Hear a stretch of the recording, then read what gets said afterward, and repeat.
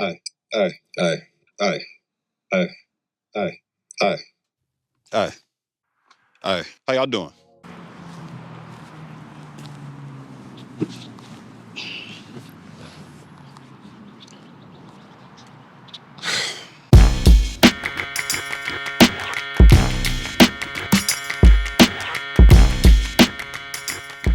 What's up, YouTube? You're going right in. This is, of course, Political Drain. I'm Joe Sargent. You know who I am. But you also might know who this is. The one and only Cam James. What you guys may know him for most recently is taking down people with fake degrees. This time, I'm talking about Rashad Richey. JD, PhD, EDD, MBA, and LLM. Or taking down people who are grifting the community. If you get paid to spread nonsense about an underserved community, it absolutely qualifies as a scam to me. What I'm about to say next is for FBAs. They go by a lot of names, network or social marketing, direct selling, relationship sales. But we're here where they teach music because I want the first thing we talk about to be your music. I thought you might be comfortable here, man. Yeah. I don't know if people know that you are a musician, you're a rapper. Do you play any actual other instruments? No, it was always just vocals on my end, but of course I mixed and mastered my own stuff, so got pretty deep in the weeds. Okay. So talk about it. How did you get into music? Was that your first passion? Yeah, very much so. I went to Georgia Tech, and in my junior year, some kind of guys on campus discovered me while I was doing spoken word. So I was doing poetry, just kind of performing around campus. And Georgia Tech had their first ever spoken word contest, and it was public, so in front of the whole campus. And I won that.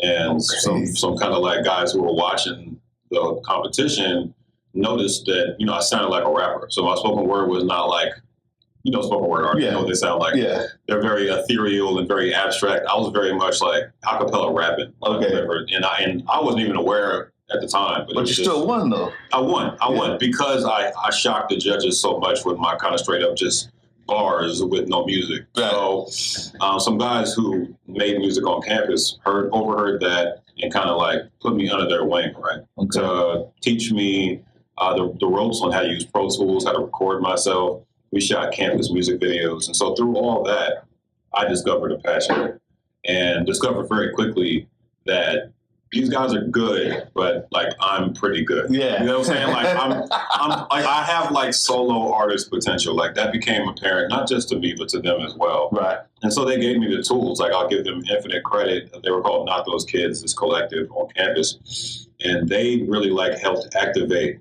that spark for me to learn the ropes, learn how to record myself, punch in, punch out, all that type of stuff, and figure it out. And so from there, mixtape, ad infinitum, you know how the beginning of our career goes. And I just kept going and had some success. Over the 10 years that I was making music, I had some songs on TV shows. I had festival appearances and things like that. I was playing with a band and some of my self-organized shows. So it was a real passion. And that led into film from there because who's going to execute my music videos like me?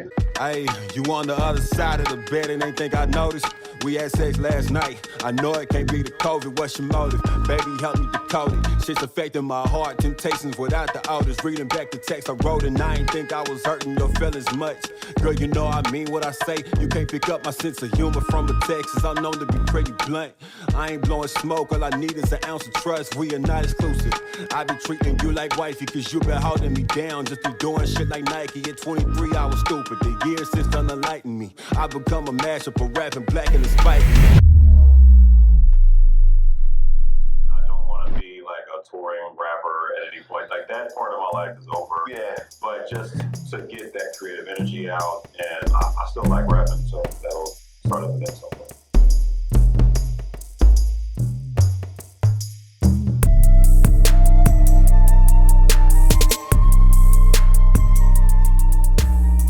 Okay, so we got the music part out there, and by the way, I do enjoy the music. Thank you. You are pretty good. Appreciate that. But what I fell in love with, and what my poor wife who is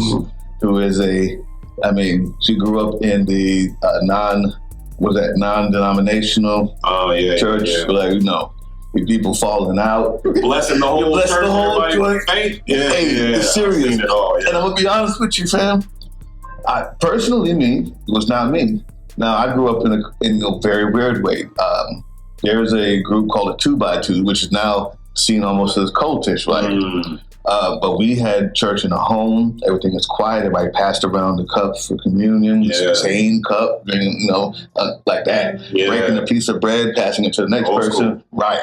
And there's supposedly no money. Nobody sees money. There's no collection plate, nothing like that. Anyway, first time we saw you, you were going in on the grift. I've done it. And several times. I'll be honest with you, we've had this conversation in the home about where's the money going. It's not taxable. If it's not helping out through its donations, then it's actually sucking money because it's not paying any taxes. Yeah. What was the reaction when you started talking about that? Because it took a while. It took a while for some people to get used to being scolded. That is a great way to put it. Yeah, man, and of course that's not my intention to scold. I think it all is rooted in my desire to prevent people, specifically people who look like me, from being taken advantage of. Period. That's the underline of all the videos I make, of all the exposés I choose to do. I identify, okay, is somebody being harmed financially or otherwise via this person, via this organization, via this company that I'm taking a deeper look at? If the answer is yes, every other detail is irrelevant. So when it comes to religion, that's just one avenue that people choose to use to extort people, to drain money out of our communities, especially our communities. Black people are intensely religious, which inherently makes us intensely conservative, but that's a separate discussion. So we're intensely religious, and while I'm not, I have yet in any of my episodes to roundly criticize people for being Christians. That has never been my approach. It has mostly been getting at people for allowing their religion to blind them to the fact that certain people within this institution are using that institution to take advantage of them. And it's happening every day. It's happening all over the place. And honestly, I would say roundly, the only kind of broad generalization I would make is that all mega churches are a grift. All of them. All of them, any church beyond a certain size is a corporation. And no religious organization should be a corporation. Here's the deal. I told you how I grew up.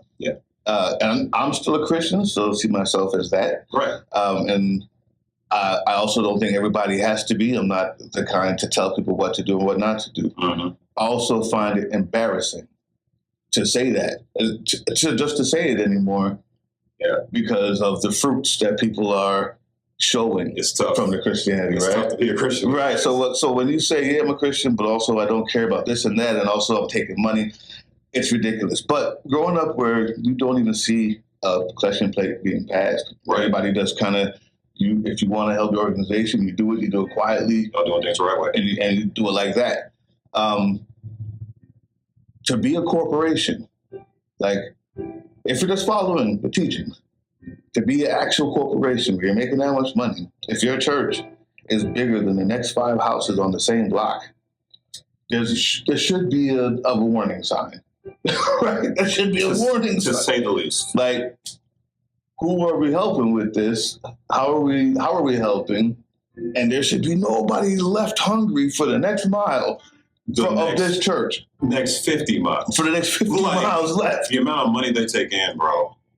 Where is the money going? If there's a pie chart, why is there so much money in this building? And all the surrounding neighborhoods are destitute. Every time. It's infuriating. I'm getting mad talking about it. Thanks to that last episode, I'm very aware that I got some real church people in my audience, so y'all correct me if I'm wrong, but being rich turns up the difficulty on heaven's access codes. Today, we lined up some religious leaders of congregations that combine to crack 6 figures in weekly attendance, and whose personal fortunes can occasionally crack 8. Most of these are black men, and before you say it, We're not tearing down our own. That's a trauma response at best, and at worst, it's an excuse to let people who look like us off the hook.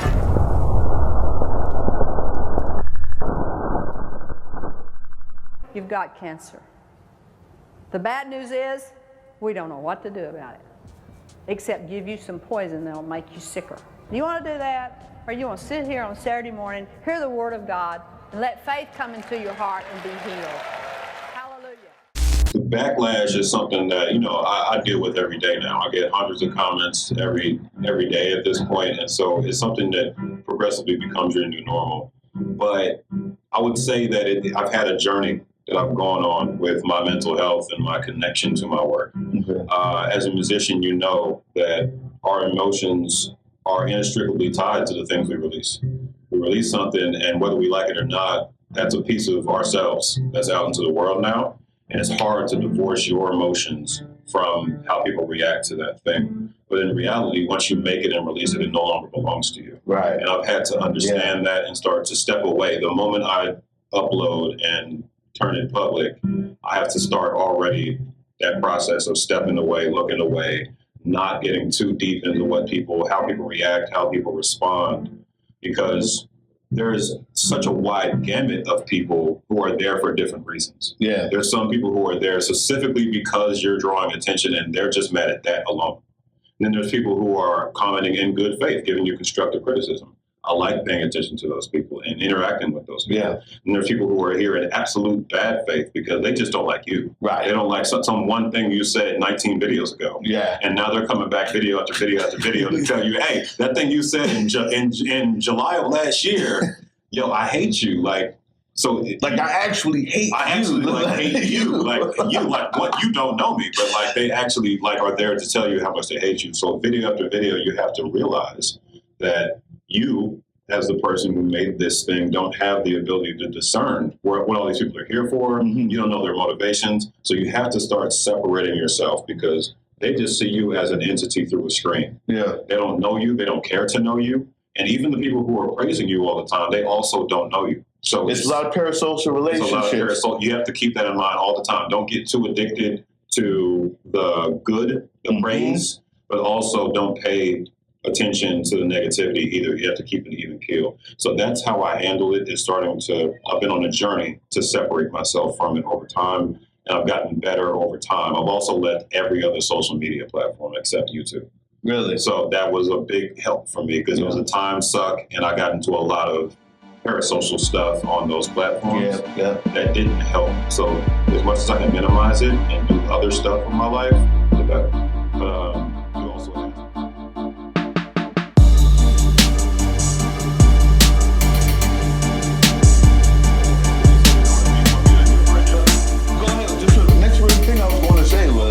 From there, you're exposing what I consider to be in good faith people who are taking advantage of community through church.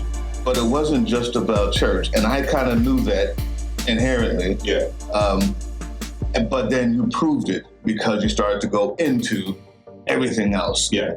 Tell me about that jump, that switch, or if that was always part of the plan, and then you can talk about all of it. Just go. Yeah, I would say it all developed, right? Because I had to find out how to be a YouTuber in front of the world. Mm-hmm. So I started, my first episode was a Black-owned multi-level marketing company. Right. And it went viral. So I didn't have the grace period of having to climb my way up in subscribers and figure it out with not many people paying attention. My first 10 episodes got over 2 million views. So wow.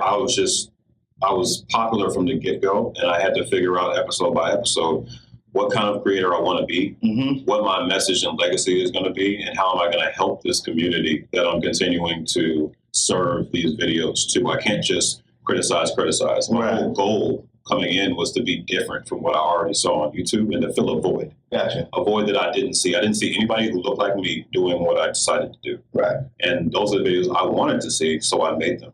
And I just kept doing that over and over again. And even after the first episode, I didn't want to be pigeonholed. So we talked about MLMs. Cool, that's out of the way. Next video, I talked about payday loans. And I talked about state lotteries. And I talked about the music industry and just scams in every sector And I developed my show, Deep Dives, around scams and financial exploitation in general. Yeah. And anything in that bucket, I'm going to go after. And religion was always on the list. Yeah, okay. I was always going to get to religion. I was biding my time until it made sense. You don't want to come right out with that joint. Because I know us. So I needed to earn my bona fides within our community. And I'm here for the right reason. That's a jewel right there. Yeah. Like, you've got to earn that. Like, don't be that. Earn that first. Earn that. Yeah. You got to earn people's credibility and trust, because I also came out the gate citing my sources and making sure I backed up every claim I made. Mm-hmm. So once I made that reputation, then you can turn into more controversial topics, right? Because people know that you're there for a good reason, first off. And I'm not just trying to press the YouTube money button over and over again and get a popular video, a quick hit here and there. Mm-hmm. I've taken some genuine risks in this journey. I exposed my entire fraternity in probably one of the most highly viewed fraternity denouncement videos on YouTube. Wow. And that had a tangible effect on my actual life. My name's Cam James. I was abused by an undergraduate chapter of Alpha Phi Alpha Fraternity Incorporated, and I participated in abusing others in 2 separate semesters after I was initiated. That's one I didn't see. Yeah, so I laid it all out, the whole journey from start to finish, how somebody gets to campus as a freshman, goes through pledging / hazing in these Black fraternities and sororities. Mm-hmm. And I also talked about the period afterwards, the fact that I did that to other people, because that's what you do. Right. And the fact that I stepped away later, and also the fact that so many people have died doing this. So I told their stories throughout the video as well. Wow. And then I denounced my fraternity at the end. So I knew that there are some fatalities. I had no idea that number is like that. Dozens. Yeah, there's dozens since the 60s and 70s is when people started dying from pledging in these fraternities. But all of the Divine Nine, the 9 NPAC organizations, have at least seriously hurt some people, and almost all of them have killed at least one person. So that's the story I told. I told the stories of several people who have died, and it was actually spurred by Caleb Wilson, who died at Southern University in New Orleans. Right, okay. So the Omega Psi Phi chapter he was pledging, and they got charged, and the chapter got banned, which is all good to see. But these repercussions don't usually happen to that extent. So that death is what inspired me to finally tell my story 15 years after I pledged.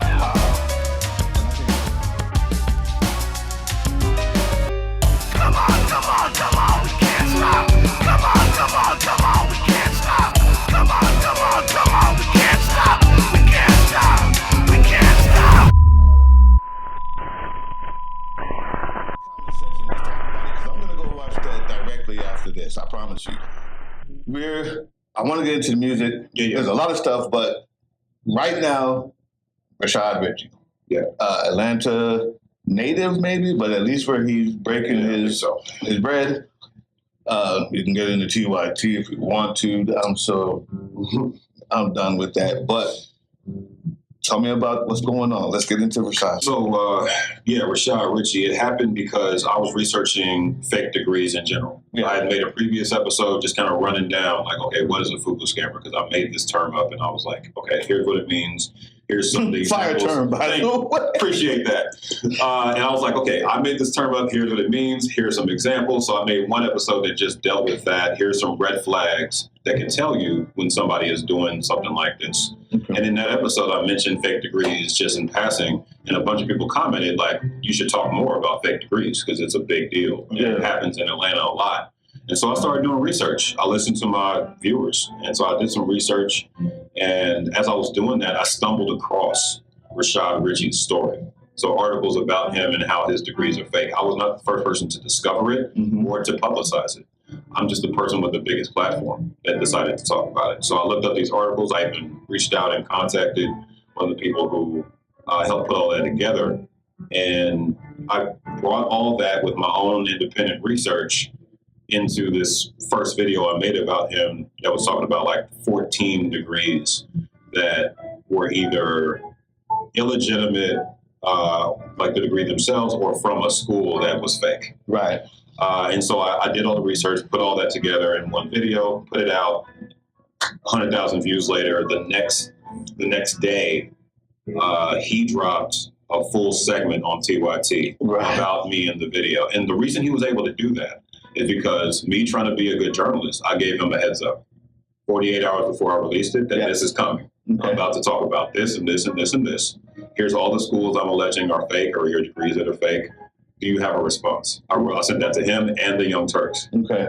And so a day after I released that first video, he releases a response piece. So now I'm in a rap beef. It's New Year's Day. I'm at my mom's house for New Year's with my brothers. Like, didn't expect that to happen the day after, but I'm in a rap beef, and I know the rules of a rap beef. Yeah. So now I have to strike back. I have to do my research. I have to rebut to everything he's claimed as fast as possible because time is of the essence. And you also in a rap beef, not only do you strike back immediately with facts, right? You've also got to up the ante. Up the ante, you got to hit them hard. My brother, I'm sorry I had to have you to sit through all that. I'm doing this one damn time. You might want to do it again. Just saying. Now that we've gotten through all the things he put in his response video and debunked each and every one, I'm going to drop another fact that y'all didn't know about Rashad. I held this one back from video 1 because I was being nice. Rashad Richey created his own fake college. Yeah, in 2024, he created a college called St. Magnus. Trust me, I was just as shocked as y'all. Check out the name of the university, St. Magnus University of Science and Research. Does that ring a bell? He's gotten so many fake degrees at this point, it's almost like he took a note out of John Kersey's book and decided that he needs to get on the scam at the top level. This bio is in the Hall of Fame of overcompensation. I promise y'all are not ready for this. Kersey has a stack of overlapping doctorates, chancellor and professor positions at the same fake colleges Rashad Richey got his degrees from, light bulb, archbishop positions. And he named himself royalty in Europe.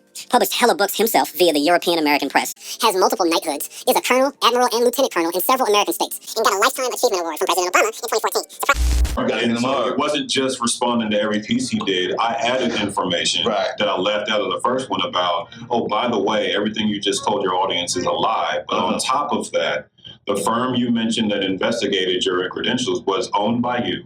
Oh. And you created a fake school called St. Magnus in 2024 that was designed to scam students. Ouch. So I added that onto my rebuttal piece and put it out like 2-3 days later after DJ Cool.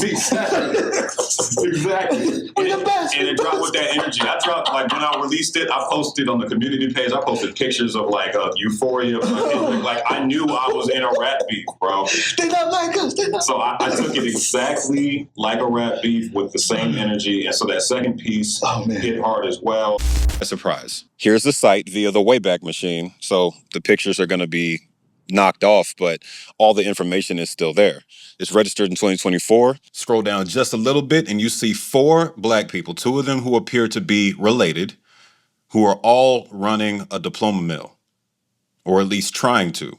I don't think this one successfully got off the ground, but all 4 of these people are added to the list of academic scammers now. Here's the registered owner, which is himself and 2 other companies he owns at the same address. I don't know why he thought he'd get away with that. And here's where they were offering courses in shit like the biophysics of ethereal healing. And he released another response on the Young Turks network, this time claiming he was already in the process of suing me. Okay. So in the first one, he mentioned that he was preparing to. Yeah. And in the second one, he announced that it was happening and that other colleges are also going to be suing me. Really? Yeah. They haven't done anything. I haven't seen a single piece of paperwork. I haven't seen a cease and desist, nothing. Okay. So this far out, tentatively, I'm going to say it's not happening. More than likely. More than likely not happening, and it's not in his best interest because honestly, he's going to, the Streisand effect. If he decides to do that, it's going to blow the video up more. Even more. I don't think he wants that or discovery. Yeah. I don't think that's going to be good for him. Yeah. So I'll tentatively say it's probably not happening at this point, but like you alluded to in the third video in the series, which I didn't mean to make any of this stuff, but like part 3, I was like, look, I'm done with Rashad. I've proven my point. In the third video, we're going to talk about his entire organization. And I'm going to end it off with an end cap about him and just close all this off with a bow. And that was the most research I've had to do for any video. Researching a news network is terrible. I want to push back. Sure. In the beginning, you said when you first started, anything that you saw that was taken advantage of and was hurting the community, you said you're going to go ahead and talk about it. Yeah. Dr. Richey, I haven't seen where what he says hurts the community. Mm-hmm. What is the catalyst for going after him? Is it taking down somebody who is actually helping? Because I like half of this stuff, right? Sure. Whatever I see from it. And is it just to, are you just going after him because he's a big name, or you just don't like the fact he has these degrees? Is it worth it to get down somebody who's doing good? Right. Has he hurt the community? Why go after him? I think that's a fair question, and I've gotten a lot from people who view the series. And what I would say is we start with, is he helping? I think some of the coverage of his stories, which I gave him props for in the third and last video in the series, an example I can pull is his coverage of Cop City in Atlanta. I thought it was solid. I thought his coverage of that was very, to the point, facts. It was on the community's side. He was speaking on behalf of the people.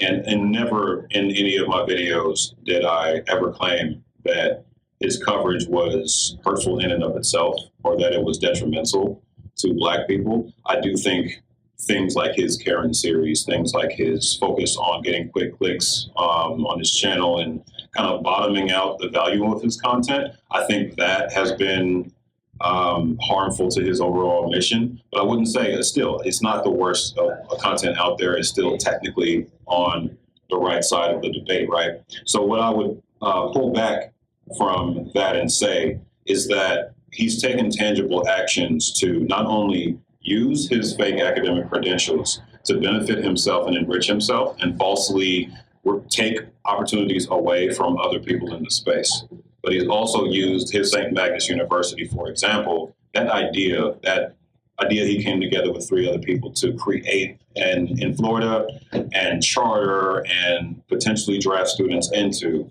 That was an outright scam. Yeah. And so I think if there's one scam present that is very clearly identifiable and tangible, it casts doubt on the entire operation. And there is a such thing as a person who does good or puts on the costume of a person who does good, right, while scamming on the side. And to me, that's still unacceptable. You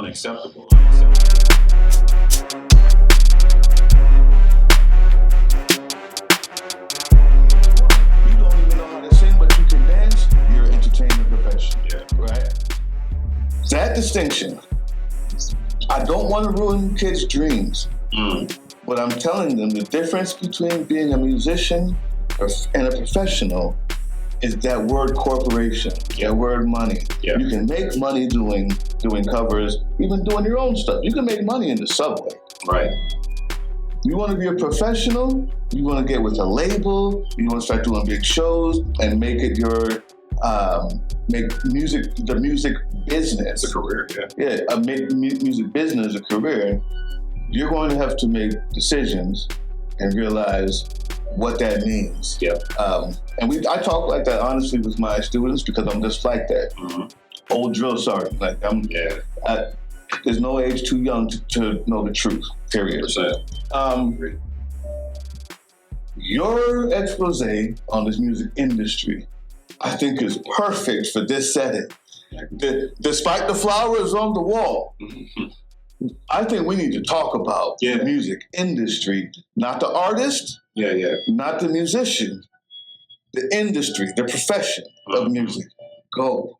Of course, 100%. Yeah, I think my 4th episode of Deep Dives was a look into like record deals, contracts, the dark side of that, the exploitation in playlisting scams, and everything I've experienced in my journey of doing kind of like open mic events that are hosted by larger artists that are designed to take advantage of amateur artists. I've done it all. And like, this is something that a lot of people have a passion towards.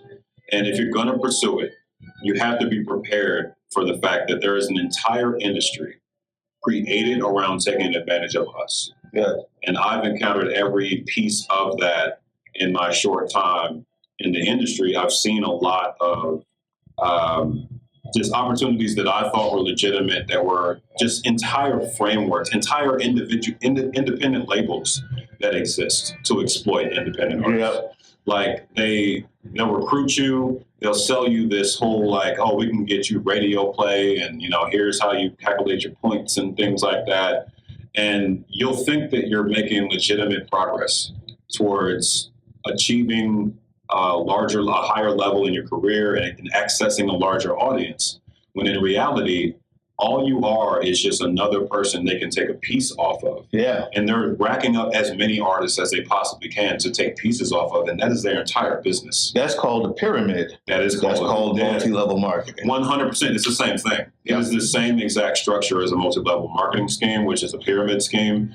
And what I was doing was kind of connecting the dots to even larger artists who have exploitative contracts, who have found themselves in a situation where, yes, I'm famous, but I barely have any money. Mm-hmm. I'm famous, but like those first couple of hits just led to endless touring off that one song, and then I'm expected to reproduce it over and over again, and I'm not getting paid enough off of all my hits, off of all my albums.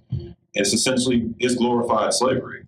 And wow, this is what these harsh words. Yeah, this is what we've rationalized in our society in several different industries, but music is just one of them, where a person can be high visibility, famous, you have all the glory of everybody thinking that you're successful, when in reality, you're just on the treadmill. You're just being used by a much bigger entity. I got a new mic.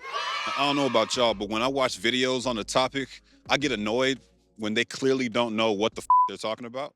Resume check. In the 8 years or so I've been rapping professionally, I've landed placements on several major television and Netflix projects, some of which you've probably heard of. I've also written songs for producers and businesses around the world, performed in a few major festivals, helped build an indie label with my boy Ant, he produced the Deep Dives theme, and co-founded a tech startup in the concert live streaming space. That's why I was in Tulsa a couple years back. I've dropped 3 albums and quite a few EPs, but most importantly for today's topic, my inbox has been absolutely flooded by bullshit proposals and marketing scams over the years. I can give you several large names, like Rihanna, her first contract, like she signed to Jay-Z. That was exploitative. J. Cole just talked about on his most recent album how he got out of his Roc Nation deal and he called it slavery.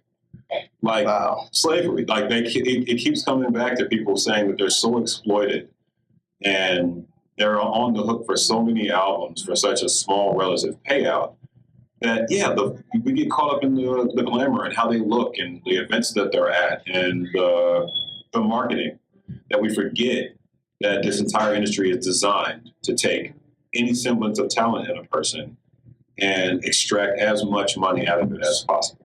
Probably a good amount of musicians watching this, and I'm sure y'all can relate when I say it's a labor of love. The sheer number of people doing what we do on a professional level is a beautiful thing, but it can also be intimidating sometimes. Most of us are so passionate and we don't have a clear path to success. Ain't no roadmap. We just out here trying to land somewhere between Ice JJ Fish and Beyonce. That wasn't a mistake. I meant to say Beyonce. What makes it worse is the amount of scammers that hit my email trying to get me to pay them for interviews, playlist placements, mixtape slots, performances in front of a bunch of other artists. It never ends. There's an entire industry built around sucking money out of up-and-coming artists. I don't know if this is the reason why there's so many of these hip-hop artists that have turned a corner into the fashion state. But Nicki is the biggest one right now. I think it is.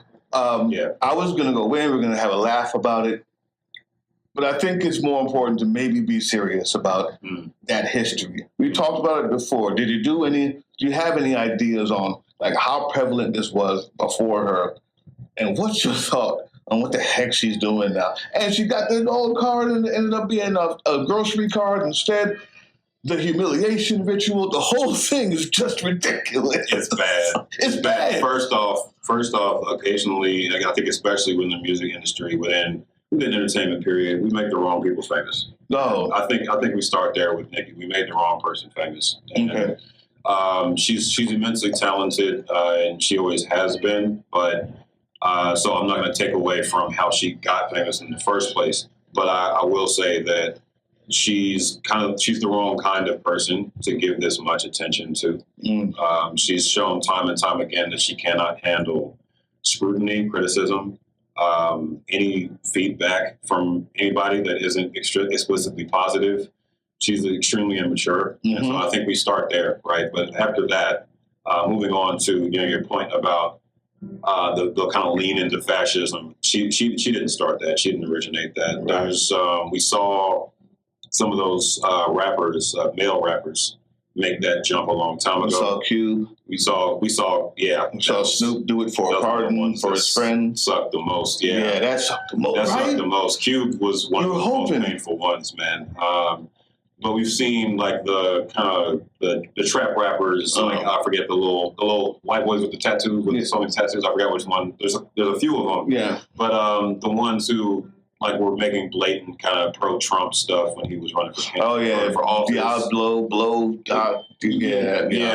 forget the names, but like a few of them already made that lane way before Nicki. We've seen what Kanye has done. Oh man. He apologized though. He apologized. I don't think it's way too little too late. Yeah. I've been doing it for so many years now. Understood. Obviously, Nicki's signed to Kanye, so if Kanye, someone of his magnitude, can do something like that, then so can she. And I think it's a useful grift in that obviously public opinion is against her and has been for a while because of how she's treated other female rappers on social media. She's just the opposite of what you would want your elder artist to be. Yeah. She's not. She's older now. She's not like she's 20 years old. Yeah, she's 40 something. Right. She is old enough to be the parent of a lot of these stars that are coming up. Yeah. And her role now is to be, that mentor figure who is gracious and allows people to learn from her journey, but she's not doing any of that. And so, like I said, that goes back to the point of making the wrong person famous. But, now that she's in that era of her career, she sees it as a necessity, I think, financially, to, even though it's a very short-sighted decision, to lean in the direction. And that goes back to TYT. It got like people are seeing all this money and like this grift that there is to be had on the conservative side of things. And that it's easy to take advantage of that audience. But conservatives are not about to listen to Nicki Minaj just because she went over to the dark side, bro. That's not how this works. Right. Like, that's not how you sustain this new chapter, this latter chapter of your career. If you want to learn how to do that, look to Nas. That's how you maintain the last half of your career, not whatever the hell she's doing. Right. So double down on integrity. Yeah. So you keep the core fan base and you can peel new ones when they come along. Exactly. So the broader conversation about all of this is musicians, and this is really of every color, have historically been used in this way. Yeah. Right? Because the music has the power to change minds and hearts. There's some quotes along these walls when you walk in that say things like that, right? Leonard Bernstein, I said in an episode that when you do this, when you go to this side of this isn't authentic, like, okay, I believe this, so I'm speaking out. It's so obvious you've changed, you've become something different. Hip hop isn't even about what it is you guys are doing here. Yeah. Like, you can't, when it's the country artist that does it, I got no issue. That's exactly what. That's your fan base. So that's what it is. Yeah. And then it seems and it looks authentic. 100%. Sometimes, most times. Yeah. This is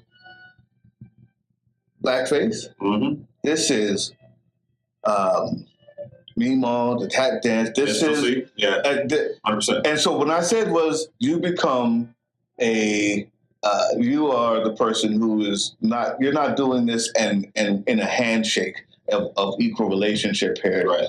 What you are is now in a bind because you can never ever make money again without them. You've lost the people who were the fan base of this genre. Exactly. And the people who are now giving you money will never give it to you again unless you stay right here. Exactly. Can you so I'm glad you agree with that. If you want to expound on that, if you can. Yeah. No, 100%. I think, as we mentioned earlier, it's short-sighted in that the audience that they're leaning into or leaning towards with these actions that betray their original fan base, betray their entire culture in a lot of cases, they're not true supporters. Yeah. They don't actually care about you, and tokens always get spent. Mm-hmm. So your lean into tokenism, into being the person that is kind of being discussed right now, like all publicity is good publicity, I don't think that's ever been true, especially not when you make music and you have a core fan base that puts you here in the first place. Selling out is not something that I ever condone. I don't think there is an amount of money or an amount of attention or anything else to be gained that is worth making that decision. I've had to face up with these decisions every day. On YouTube, when you get even a little bit of attention, sponsors come, but also people constantly emailing you, asking you to sell your audience out in various ways. People ask me to set up a faceless channel. They ask me to advertise things I will never stand behind all the time. And I have to consistently ask myself, it's not much of a question, but it's still like where is my integrity? Where are my morals? And more importantly, is making this move or doing this deal going to lose me my fan base that I built up? Nothing is worth that. And I think the short-sightedness to make that decision is, it ends the same way every time. And none of them are able to see it. It's confusing. So I'll end it with this, because I think it's, and listening to everything, it might just be the theme for me. If you don't know before you get in what it is you're willing to sacrifice, or how much you want it, and who you are, you don't get in yet. 100%. That's YouTube. 100%. That's music. That's entertainment. Period. Because that's what I know. But I'm pretty sure it's architecture. Yeah. If you don't know who you are at first, before you get in, wait, because you're going to have to make those decisions on the fly. It ain't gonna work. 100%. I couldn't agree more, and that's exactly the attitude with which I approached everything. Was like, I need to know that once everything comes, once the attention comes, whenever it comes, right? You can't predict that. What you can control is your principles. Yeah. And knowing who you are, knowing what you'll say yes to, what you'll say no to, before you get started. Because once it starts coming at you, if you're not ready, you will lose yourself. And that's why I love your channel. Appreciate it. Because it's obvious you came in knowing who you are. I'm not sure if you knew exactly the direction that this was going, but you encircled it. Yeah, you can't predict everything. Right. That applies to everything every endeavor you'll ever undertake. You can never predict where it's going to go, but you can know what your vision is and what you want to accomplish, the legacy you want to leave, and the person that you want people, is anybody looking up to you, the person you want them looking up to. All right. That's important. Cam, James, thank you so much. Appreciate it. Thanks for having me. It's an honor. Absolutely. Hey, you. Before you click away to watch someone unbox a tactical toothbrush, let's talk about something real. Political Drain isn't just another content mill. We're a digital front in a very real war. Not with bullets, but with ideas, with action, and with solidarity. We pair urgent news with critical education. And we build community around actual resistance, not the hashtag kind. The kind that moves. But here's the thing. None of this is free. It isn't. Behind every video is time, labor, research, and some weird guy asking if we're going to pay the hosting bill. And yeah, some of that money goes to things we can't necessarily say out loud. If you know, you know. Let's just say our special ops aren't Call of Duty LARPers. They're people making real moves to protect, uplift, and organize. You're not just funding a channel. You're funding a resistance network in a world where capital still calls the shots. Unfortunately, in a system built on artificial scarcity, even mutual aid has a price tag. And if we want to grow, if we want to win, we need your help. We need your help. So if you've got even a few bucks to spare, toss it our way. It's not for ads. It's not for merch drops, but for people making moves in the shadows so others can do it in the light. It's just us and you. So fund the mission, fund the fight, fund the future, because nobody's coming to save us. We save each other. That's how this works.